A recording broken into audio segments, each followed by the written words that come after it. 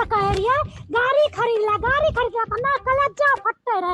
अब इतना धूप में चला खटारा बस पकड़े ले। लगे छे दोनों मियाँ बीबी में बने नहीं छे, मौका के फायदा उठा ले छिए। चल बसंती चल। बोलते रहले जना तोर बाप 10 लाख रुपया नहीं दे देगा गाड़ी खरीद ले। बेसी कह रहल छिए, बाप के नाम नहीं लहो। लेबो हम तोर बाप के नाम की करबी तो गे? बेसी बाप के नाम ले तो मुंह फाड़ देबा। कहाँ जाए छे मैडम जी? बड़ा देखे छो परेशान छो। भाजी मैडम को छोड़ा, पहले मैडम से बात करो। हमरा ससुरारी जाए छे, चलो तनी खगड़िया बस स्टैंड तक छोड़ दियो।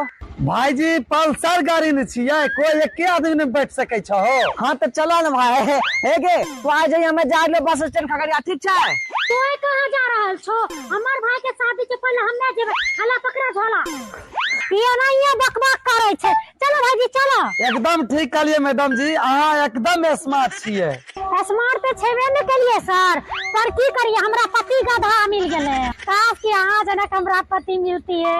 अभी की हले, चलो न मंदिर में जाके कर ले छिए।